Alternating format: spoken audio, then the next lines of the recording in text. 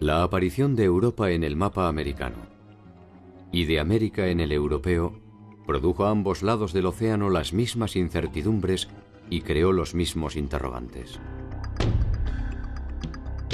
Uno de ellos, quizás el más decisivo, se refiere a la naturaleza del otro.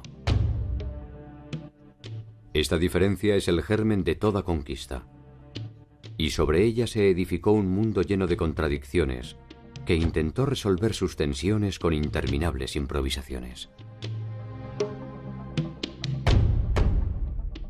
Resultó ser que el otro nunca fue el mismo. Naturaleza y cultura, adelantados y atrasados, corregidores e incorregibles, capitanes y decapitados, jesuitas y chamanes, encomenderos y mitallos, idólatras y doctrineros, siervos, caciques, curacas, cabildantes, tributarios, recaudadores, mestizos, mulatos, esclavos. La hora de los héroes había terminado. La derrota militar de los pueblos originarios daba lugar a una contienda más desproporcionada.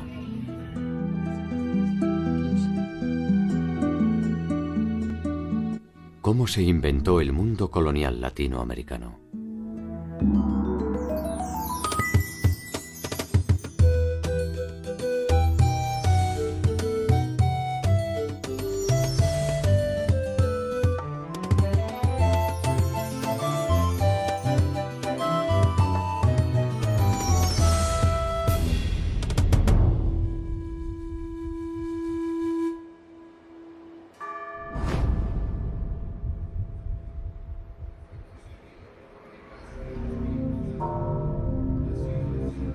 El 13 de agosto de 1521, con la caída de Tenochtitlan del Imperio Mexica, se inició la segunda fase de la conquista del territorio latinoamericano.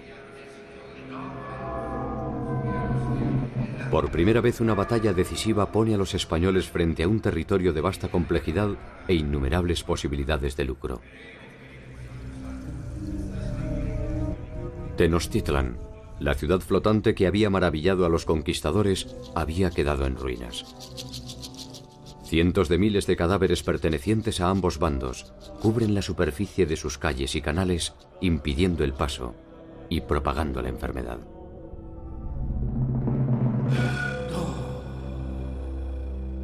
Los mexicas habían estado sitiados 3 meses sin agua potable, sin alimentos, y entonces lo único que querían era huir de la ciudad. Este fue, yo creo que uno de los momentos de mayor humillación para los mexicas, cuando tuvieron que huir de su propia ciudad y además ser sometidos a el saqueo, los vejámenes y los robos por parte de los españoles y de los tlaxcaltecas, ¿no? En particular les dolía el de los tlaxcaltecas. La derrota final de los mexicas fue obra del intelecto de Cortés y del coraje de sus aliados nativos, entre ellos los tlaxcaltecas, quienes fueron de hecho los vencedores de sus históricos enemigos. Después de la conquista española, de la derrota de los mexicas, se puede decir que en realidad, pues, la mayoría de los indígenas no se consideraban conquistados, porque de hecho ellos habían sido aliados de los conquistadores, y las estructuras políticas de la mayoría de los pueblos indígenas seguían básicamente intactos. Seguían teniendo los mismos gobernantes, que ahora eran aliados de los españoles, seguían teniendo la misma organización social, seguían funcionando básicamente de la misma manera. Los tlaxcaltecas se habían liberado del yugo mexica y pueden reclamar su porción del triunfo. Cortés supo honrar los compromisos asumidos con sus aliados, y con ello da un testimonio cabal de las ventajas de la sumisión a Carlos V.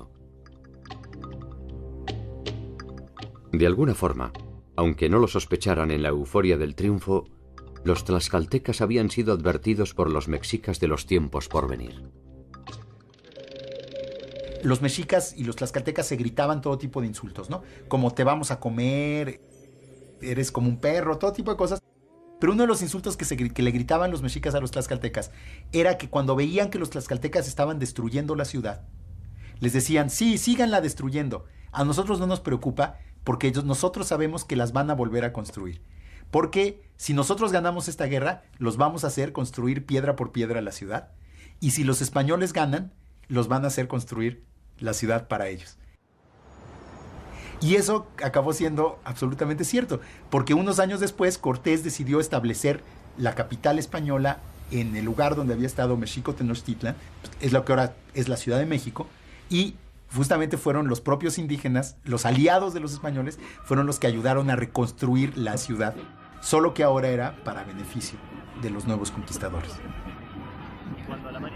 La construcción de una nueva ciudad resultaba una medida de carácter menor frente a la empresa que se avecinaba: gobernar un territorio poblado por más de 12 millones de personas. Lo que explica el que muchos pueblos indígenas se aliaran directamente a los españoles era que creyeron que este dominio español iba a venir a sustituir al azteca, que había sustituido al chichimeca, al tepaneca, y el tepaneca había sustituido al tolteca, y el tolteca había sustituido al teotihuacano, pero que iba a seguir siendo una transacción económica entre dos poderes completamente independientes y autónomos, digamos, que solo iba a ser una relación contractual económica. A lo largo de los siguientes 50 años, el poder español lo que intentó fue lograr establecer su autoridad sobre estos pueblos indígenas sin destruir su organización política y social. Los españoles habían descubierto en el Caribe que si causaban disrupciones demasiado grandes en la población, como pues destruir los señoríos, esclavizar a los indígenas, lo único que iban a provocar era el exterminio de la población, y que pues una tierra como México no le serviría de nada sin una población indígena que explotar. El nuevo orden no parecía ser sustancialmente diferente al que habían establecido los mexicas. Las antiguas élites gobernantes mantenían sus privilegios a cambio de algunas pequeñas concesiones.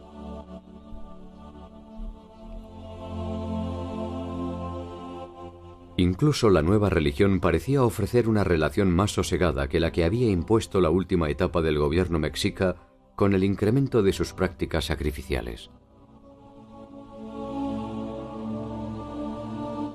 En apariencia al menos, las condiciones tributarias solo cambiaban el destinatario de los bienes que se producían. A todas luces, el cambio de sumisión no parecía ser una oferta a desestimar. Yo creo que si los indígenas hubieran tenido plena conciencia de lo que implicaba el dominio español, la pérdida de su religión, la pérdida de sus costumbres, la pérdida de su lengua, incluso el trato peyorativo a sus instituciones, hubieran presentado mayor resistencia. Este dominio se manifiesta mediante la incorporación de los indígenas en calidad de vasallos de Carlos V. A partir de este nuevo estatus jurídico, se establece la obligación de tributar a la corona. De esta manera, los conquistadores recuperan el dinero invertido, reservando un porcentaje para el rey. Bueno, hay que pensar que la conquista de América, si bien se hizo en nombre del rey, en realidad fue fundamentalmente financiada por los propios conquistadores.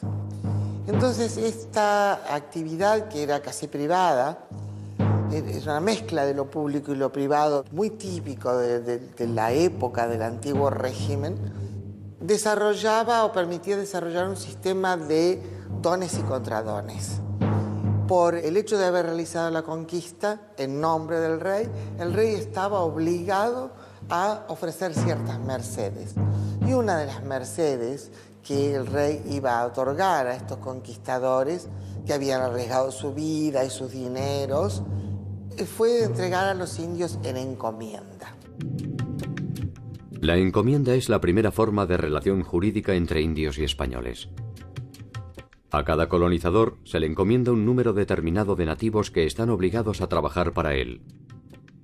A cambio de este servicio, los españoles tienen la obligación de cuidarlos y evangelizarlos. El conquistador va a recibir el tributo que debe ir al rey, el rey se lo cede y a cambio tiene que ocuparse de la salud, entre comillas, para la época, de los indígenas y sobre todo de la evangelización. Eso es la encomienda y estos señores son los encomenderos. La encomienda fue un sistema tan práctico como deficiente, y no tardó en generar conflictos. Los constantes abusos de los encomenderos sobre los indígenas provocaron protestas de los abusados y reacciones de las órdenes religiosas que presionaron a la corona para restringir las atribuciones de los encomenderos.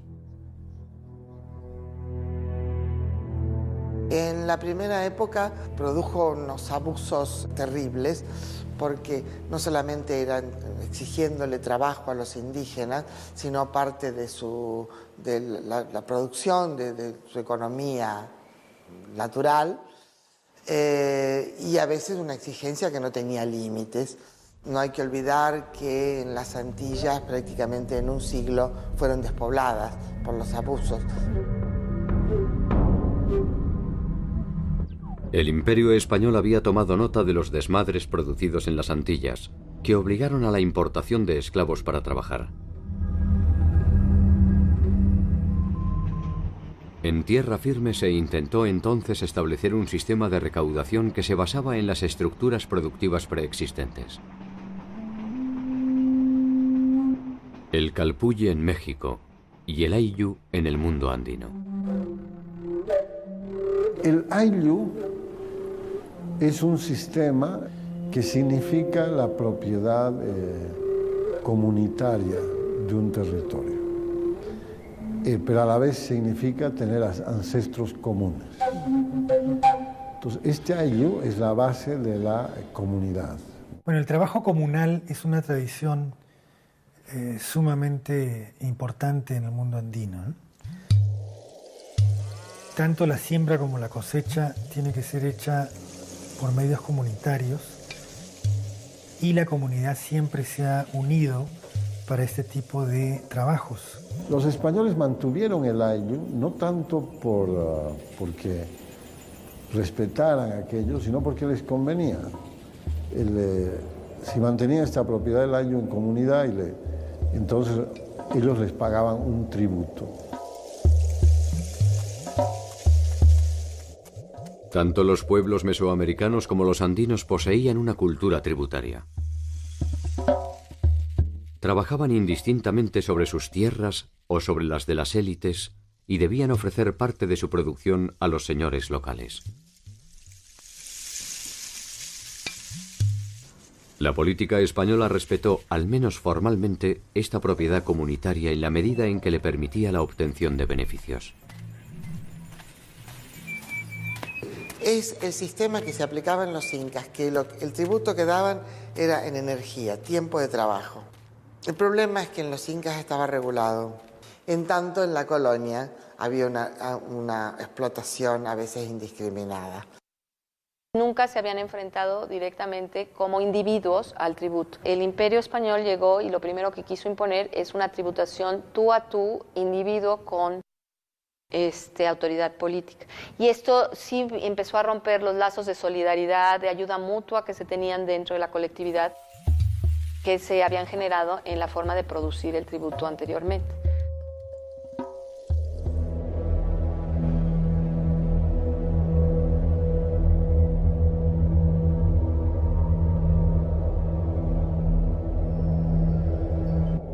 El diseño del Nuevo Mundo fue un largo viaje de marchas y contramarchas que, al menos formalmente, buscó siempre establecer una noción de orden.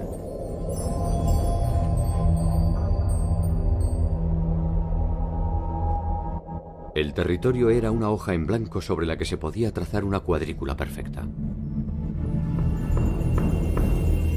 Cada uno de los solares, rigurosamente divididos por los conquistadores, eran entregados a los principales encomenderos que iniciarían así su lento y persistente camino hacia la formación de una nueva aristocracia.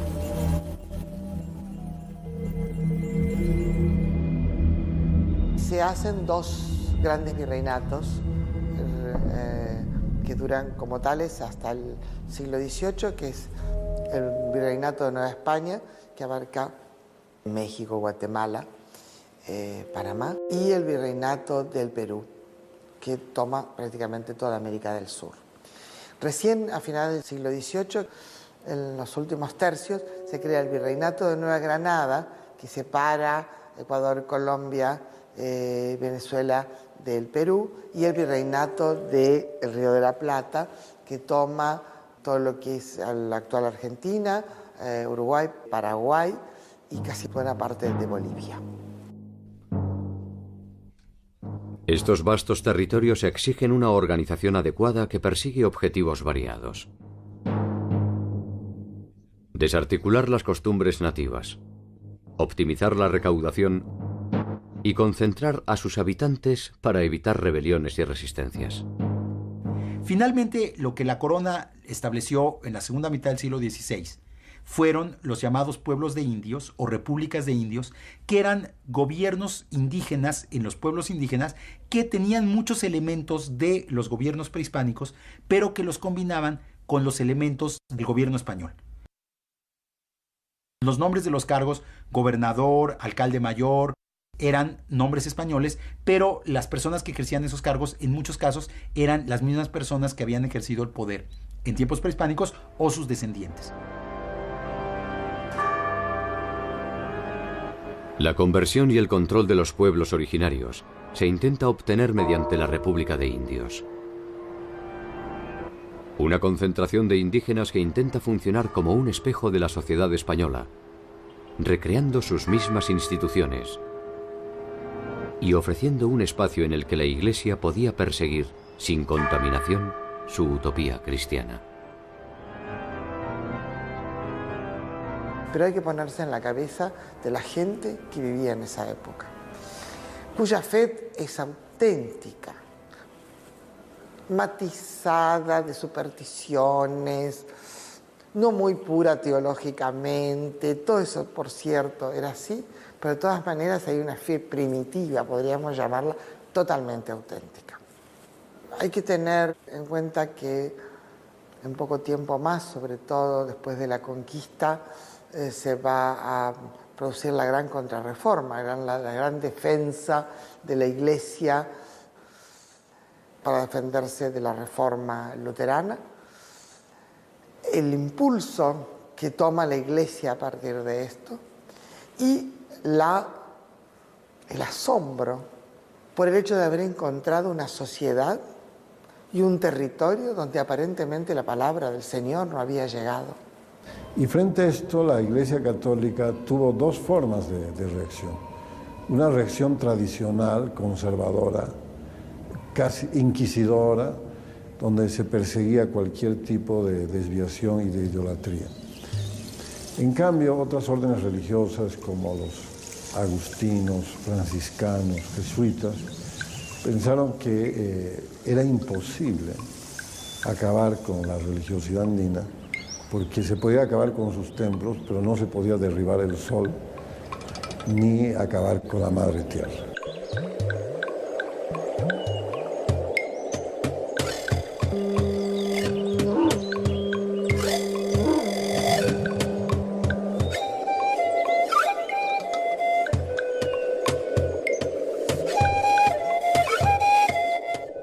La llamada conquista espiritual produce sin dudas una desarticulación más extrema que las imposiciones de corte político o económico.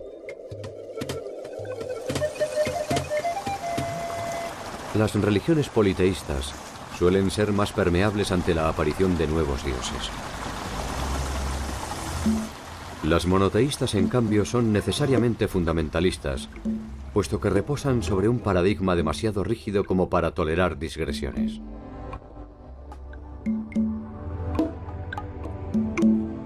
Podría decirse que la ciega voluntad puesta en el proceso de la evangelización responde más a una confirmación de la fe propia que un cuestionamiento de la ajena.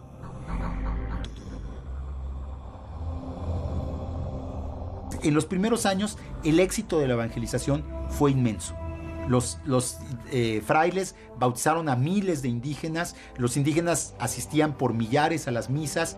Parecía que el éxito militar había sido acompañado por un éxito religioso. Una evangelización que tiene tramos, que tiene un periodo muy ingenuo, creyendo que con bautizarse lograba la evangelización real. después se dan cuenta que se necesita la catequesis, etcétera, que es necesario llevar cada vez más sacerdotes y más evangelizadores en general, y que es una tarea muy difícil y muy lenta, pero bueno, nunca se renuncie a esa tarea, nunca.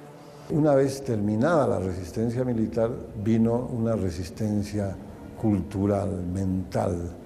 Es decir, los españoles pudieron dominar, obligarlos a pagar tributo, etcétera, pero nunca dominaron completamente sus mentes. Entonces, la resistencia más importante de estos pueblos fue mantener su idioma, sus costumbres y obviamente su religión. En los casos de las fiestas que los españoles imponen al poblador indígena para que estos la celebren, ocurre una cosa muy especial. Es que los pobladores andinos utilizaron el calendario español y católico y lo sobrepusieron a la propia celebración de sus propios rituales y siguieron pensando en que estaban celebrando sus propias creencias, adorando a sus propias deidades, a pesar que estuvieran bajo el nombre y la denominación de un santo español o de una virgen, como se los exigían los evangelizadores de la colonia. Con nombre del Padre, del Hijo y Espíritu Santo. Amén. Esta familia, Tatshmanchila, Baraka Chachila, Chuchula Chachila, Velapaita Chachila. Dulce María. Los pueblos indígenas tuvieron resistencia al cambio y lo más difícil para adaptarse es lo ideológico, ¿no? Entonces ellos de alguna manera tomaron cosas del catolicismo y de la nueva prédica evangelizadora que les hacían los sacerdotes y de alguna manera supieron reconocer algunas cosas que su propia religión les proveía y hicieron una bellísima integración de conceptos antiguos con conceptos modernos. En algunos casos cambiaron los nombres, pero en esencia se seguía manteniendo el culto, por ejemplo, a las deidades protectoras de la agricultura, a las deidades protectoras de las clases menos protegidas, a la veneración de fuerzas naturales que les eran importantísimas para su vida cotidiana, como la lluvia, la vegetación, la regeneración de las plantas, etc.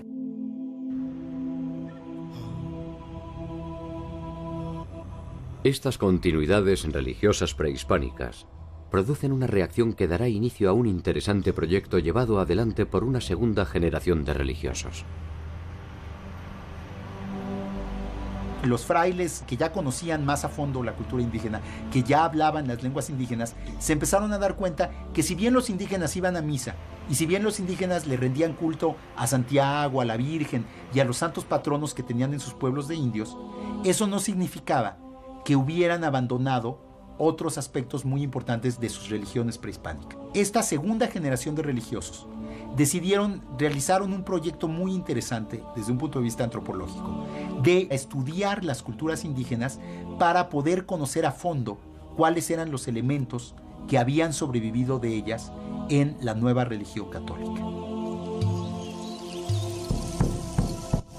Esto da origen a una serie de obras memorables entre las que destacan La historia de las Indias de Nueva España, de Fray Diego Durán.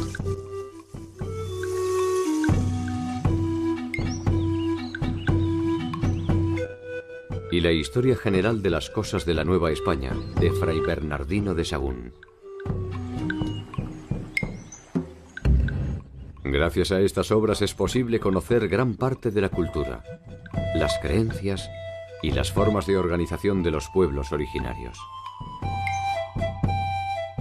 Pero no hay que olvidar nunca que fueron escritas con la intención de eliminar la religión indígena. Es decir, que era un conocer para mejor cristianizar. No era un conocimiento científico desinteresado, era un conocimiento que tenía una agenda muy específica de lograr consolidar la evangelización de los indígenas y de destruir los rastros que quedaban de las religiones prehispánicas. Curiosa lección que suele dar la historia. Los mismos conquistadores que habían destruido la mayor parte de los códices originarios son quienes recopilan minuciosamente cada una de las costumbres de los pueblos conquistados.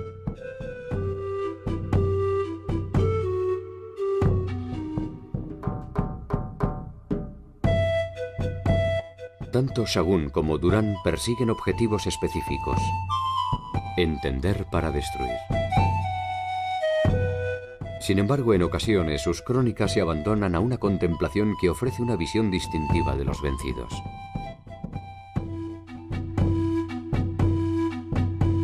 Sus formas de asociación, sus conocimientos, su fina espiritualidad y su particular sensibilidad.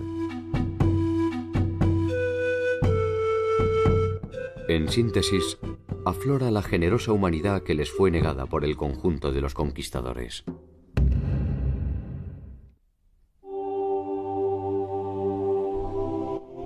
Tanto la corona española como la portuguesa intentaron establecer un modelo teórico de sociedad.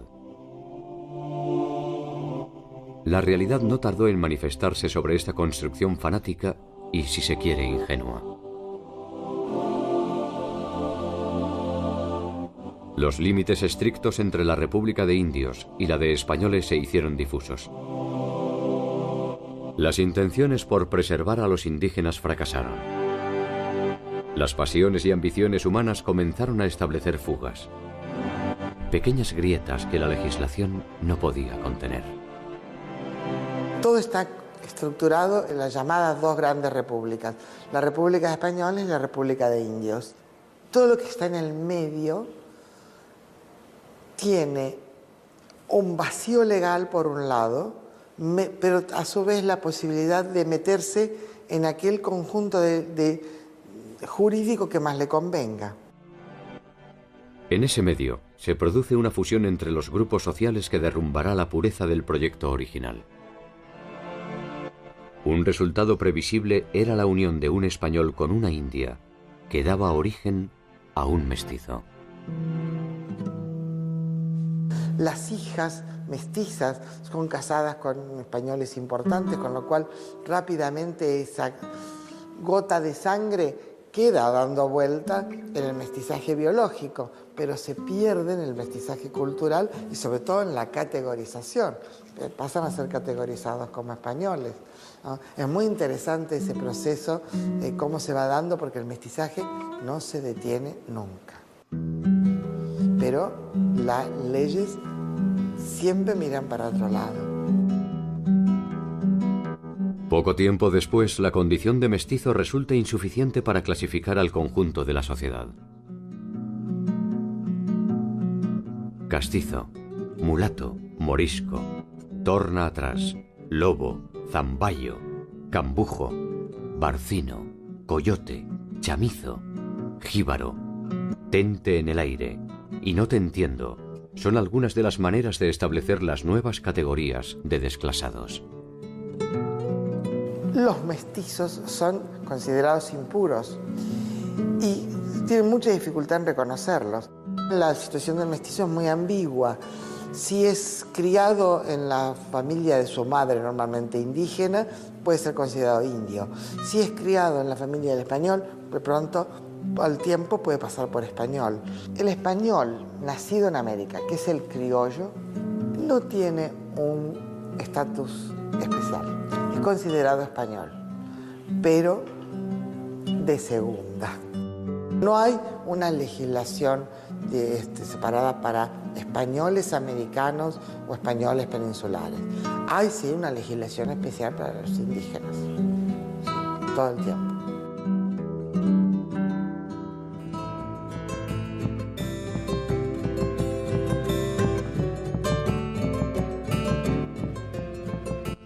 Hacia finales del 1500, el mundo prehispánico está virtualmente desaparecido.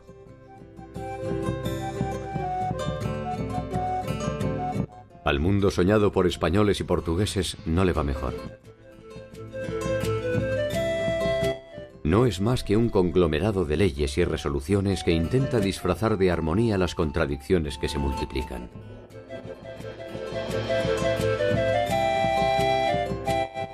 Latinoamérica se abre paso a su propio tiempo histórico. Una versión distintiva, original, y profundamente desgarradora se precipita sobre toda la extensión continental.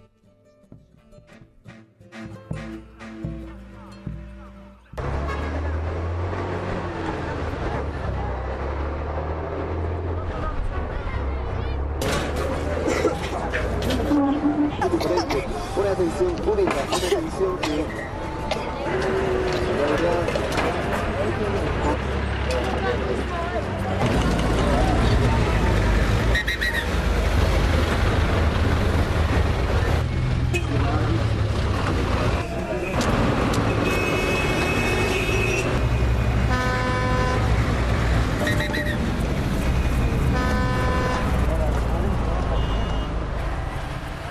La ciudad de Potosí está construida a 4.000 metros de altura sobre el nivel del mar.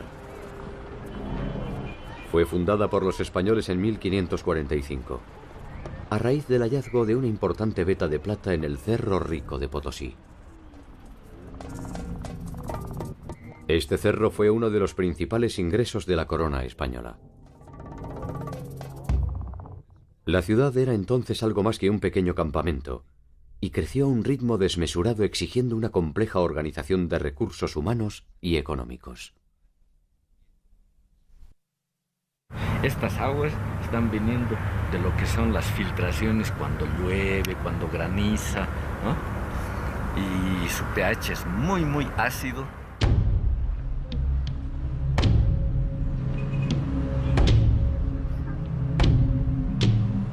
La plata se producía en el Cerro Rico de Potosí, se procesaba en ingenios que estaban situados en la villa. Para eso se ha construido un sistema hidráulico, el segundo más grande del mundo. Se han construido ingenios para que puedan funcionar ruedas hidráulicas, que era el único equipo prácticamente industrial. El resto ha sido trabajo manual.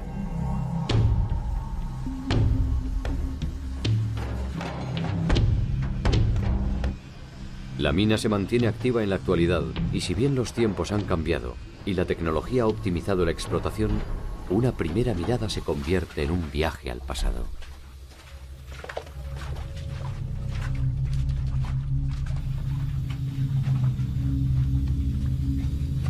En el interior de las galerías resuenan las mismas voces, los mismos gemidos y los mismos silencios que agigantaron su oscura leyenda.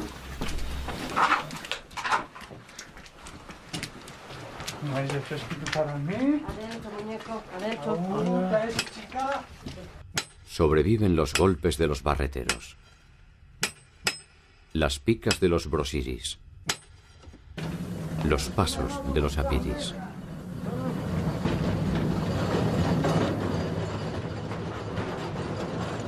Durante el Imperio Inca, la población estaba obligada a realizar turnos de trabajo obligatorio para beneficio de los curacas locales que representaban al incario.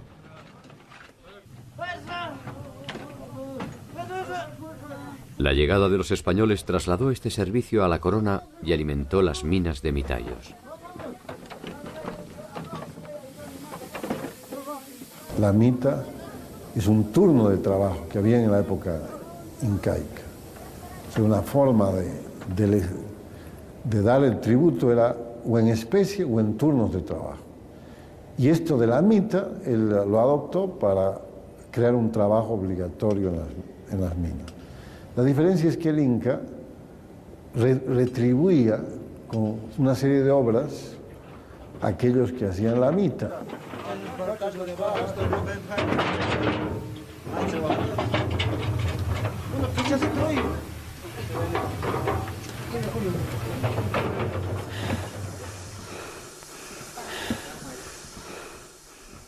4.500 mitayos trabajaban durante una semana ininterrumpida en el interior de las minas. Al finalizar, tenían 2 semanas de descanso. Durante esas 2 semanas de descanso, esta gente se alquilaba. El mitayo se volvía minga. Y entonces esas semanas de descanso no eran en realidad de descanso. Un minga recibía mucho más dinero que un mitayo. Y de ahí era que más o menos podía tener algún beneficio que le dé alguna ganancia a su estada en Potosí.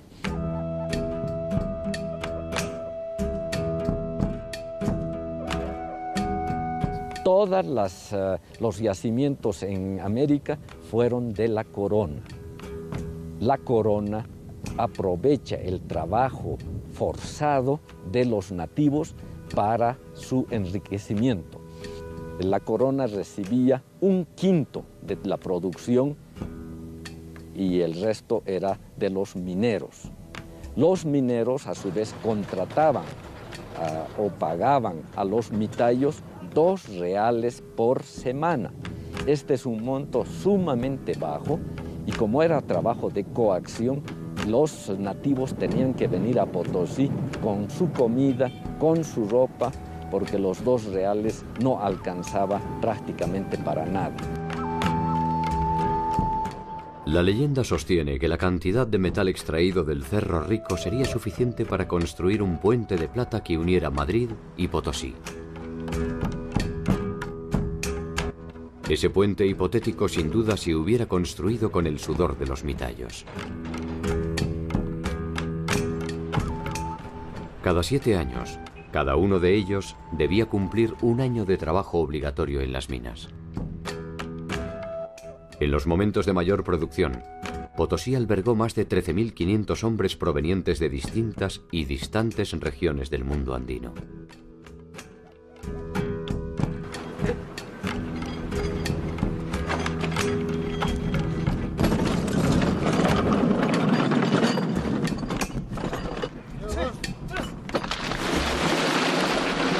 Este cerro ha contribuido con más o menos 40.000 toneladas de plata que han ido a parar a países de afuera. Parte de esa plata obviamente ha servido para fundar o tener una ciudad a estas alturas, a 4.000 metros de altura prácticamente, y que haya sido reconocida por la UNESCO como Patrimonio de la Humanidad.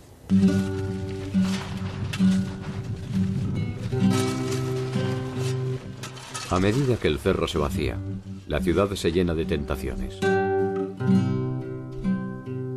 Los mitayos viven en las parroquias de los suburbios, muchos de ellos lejos de sus familias, juntando uno tras otro los reales que les permitirán, además, pagar el tributo que les exige el rey por la gracia de haber sido descubiertos.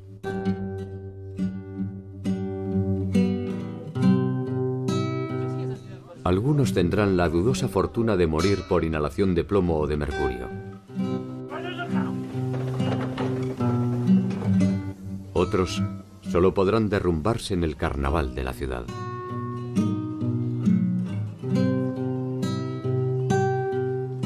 Una ciudad que tiene dinero siempre es atractiva, por más que la gente no logre alcanzar sus objetivos.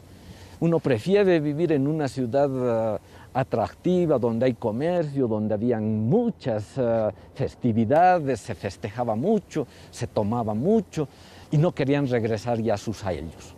Entonces empieza a haber un despoblamiento de las provincias mitarias.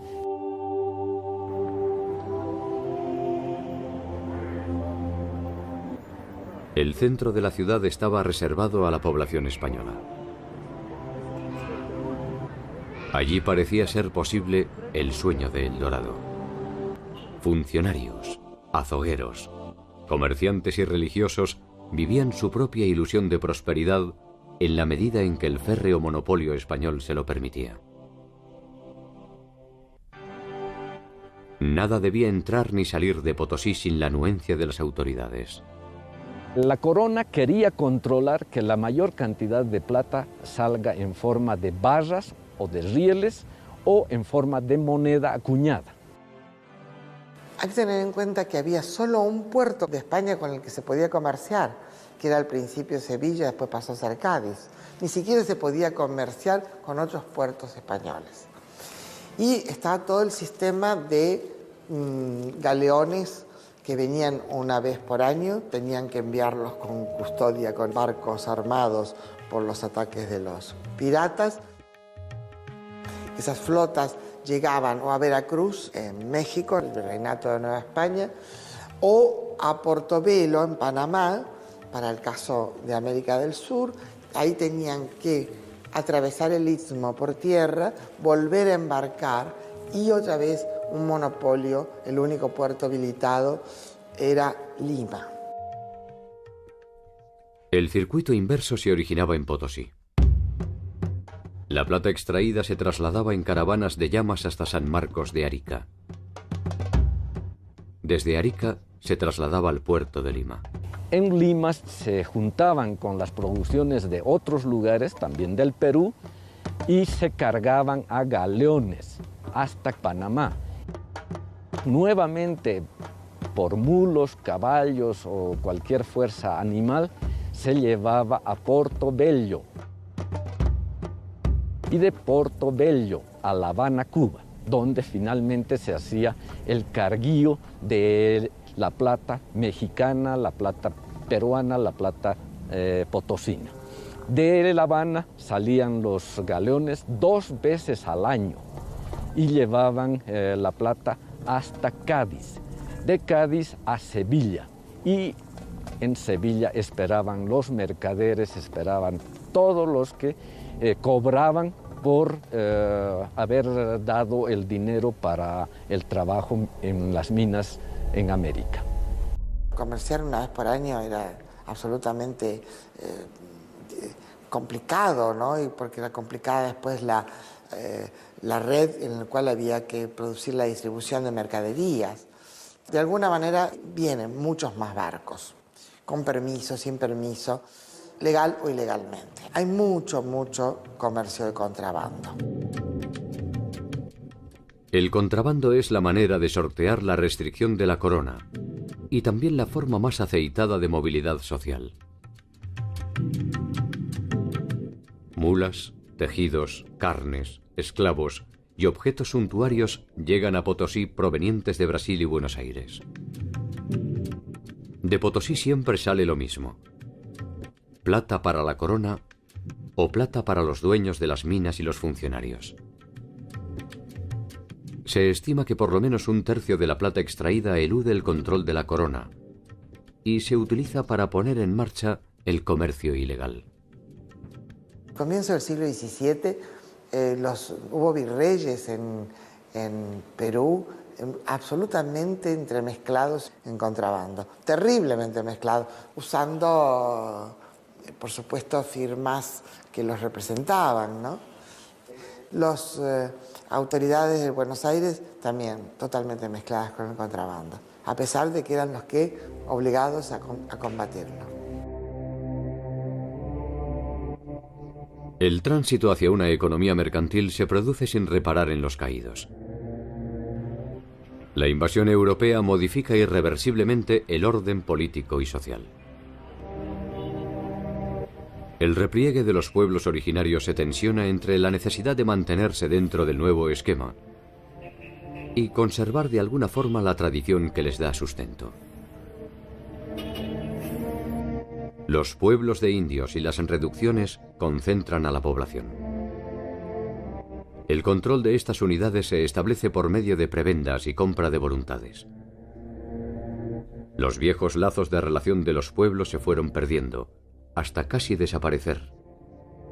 La supervivencia física también se vio repentinamente amenazada. Lo que sí debilitó seriamente a la sociedad indígena fueron las epidemias a todo lo largo del siglo XVI y principios del siglo XVII. Empezando por la epidemia de viruela durante la conquista. En los años 30, sobre todo en los años 40, hubo otra oleada de epidemias muy brutales, y en los años 70 del siglo XVI hubo una tercera oleada de epidemias. Que venga cualquier persona contagiada de viruela de otro lugar, un comerciante, uno que se dedicaba a traer sal, cualquier insumo, se contagiaba, venía aquí y aquí había una acumulación grande de personas. Entonces la enfermedad se propagaba muy fácilmente. La catástrofe demográfica ha producido alguno de los más encendidos debates a propósito de las consecuencias de la conquista. La estimación acerca de la población originaria en el momento del contacto genera los primeros desencuentros entre los estudios demográficos. No tenemos cifras exactas, nada por el estilo, pero hay estimaciones que hablan de que murieron hasta el 90% de los indígenas. Es decir, 9 de cada 10. Hay otras estimaciones un poco más moderadas que hablan de 3/4 partes, que igual es muchísimo. Ha sido bastante común darle más peso a las enfermedades, ¿no?, en la catástrofe, que oscila además sobre una base de 20 millones a una base de 5 millones de indígenas en el momento de la conquista, con lo cual la dimensión de la catástrofe también varía de acuerdo a las variables que los demógrafos estén tomando. Se dice que en Potosí, de acuerdo a Galeano, por ejemplo, que hayan muerto 8 millones de personas. Eso significaría que la mitad de la población que tuvo América vino a morir a Potosí, y esa es una exageración, ¿ya? Capoche, uno de los cronistas mineros, él tenía intereses mineros, minas, ingenios en Potosí, habla en su relación de que al año morían 50 personas. Este número también es tremendamente pequeño. Para 13.500 personas que llegaban al año a Potosí, que mueran 50, no era nada. Estas epidemias sí afectaron todos los sectores de la población indígena. Afectaron a las élites porque murieron muchas personas que tenían conocimientos esotéricos o conocimientos muy restringidos y que ya no pudieron ser transmitidos. Artesanos, religiosos, políticos. Afectaron a los campesinos porque hubo aldeas enteras que fueron despobladas y hubo también muchas tecnologías, muchas prácticas productivas que ya no pudieron sostenerse. Que no es que yo quiera decir que los españoles fueron unos angelitos aquí, pero tampoco no se puede decir que quisieron eliminar a los nativos. No les interesaba eliminar, porque eliminaban la mita, que era el valor agregado que ellos encontraban en su negocio minero. El contacto entre europeos y americanos se habría producido tarde o temprano, y difícilmente se hubieran podido evitar las consecuencias bacteriológicas del encuentro. Las epidemias, el exterminio y la guerra ya se conocían en el territorio de la actual Latinoamérica. Pero la naturaleza de la dominación europea resultó desproporcionada para los modos de vida de las sociedades originarias. Abandonados por sus dioses y por sus gobernantes, las responsabilidades colectivas se tornaron individuales y nuevas formas de morir se hicieron presentes en el horizonte. Y ahí podríamos incluir al alcoholismo como enfermedad profesional. Si la gente, después de cumplir su labor, se dedicaba a emborracharse, el alcoholismo traía muchas complicaciones, males hepáticos, males del estómago, cirrosis. El alcohol se utilizó como forma de pago, como forma de dominación. Y si bien se sabe que en la época prehispánica se tomaba ya la chicha y otro tipo de bebidas, con la colonia esto se incrementó, ¿no? Igual que la pobreza. Sea cual sea la cifra definitiva, las fuentes confirman que entre el año 1500 y el 1600, el número de habitantes nativos disminuyó a niveles alarmantes, despoblando vastas zonas territoriales de Latinoamérica. Hacia 1780 se registrará una recuperación en los pueblos originarios. Probablemente, dada la magnitud de la catástrofe, estas nuevas generaciones sean ya el producto de un nuevo paradigma cultural que deba tanto al viejo modelo como al nuevo. Lo que sucedió es que a finales del siglo XVI, después de estas grandes oleadas de epidemias, las sociedades indígenas se reconformaron ya en el marco del régimen colonial y construyeron nuevas formas de vida con muchos elementos europeos, pero también con muchos elementos prehispánicos. Y las sociedades indígenas que conocemos hoy son realmente las descendientes de esas sociedades reinventadas del periodo colonial. que tienen una fuerte raíz prehispánica, pero que también tienen muy importantes elementos occidentales. Por ejemplo, ustedes van a poder observar en el mundo aymara actual, hay varios indicadores de esto, ¿no? El vestido que hoy utiliza la aymara de la ciudad, la aymara urbana, que es la chola paseña, se ve esa mezcla, ¿no? La manta tiene que ver con la mantilla española, y en cambio el aguayo que llevan para cargar a los niños es un textil además de una alta simbología, porque sobre ese aguayo se hace, por ejemplo, la mesa aymara, o se come, o los rituales, ahí se carga el niño. Todo eso muestra que es una vestimenta típica, pero a la vez muy mestiza, que toma de ambas partes, ¿no? Así que la aculturación no se dio en el sentido de perder toda la identidad, pero sí fue una mezcla, ¿no?, de cosas, de contenidos culturales españoles que fueron adoptados acá.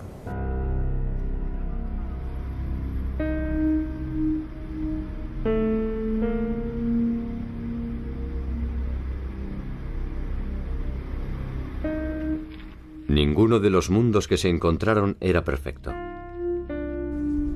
Y los eufemismos para denominar el evento desnudan necesariamente sus intencionalidades. La sociedad que se proyectó para Latinoamérica encontró finalmente sus propios carriles para procesar las tensiones de la puja de intereses y pasiones. Y la otra desapareció definitivamente.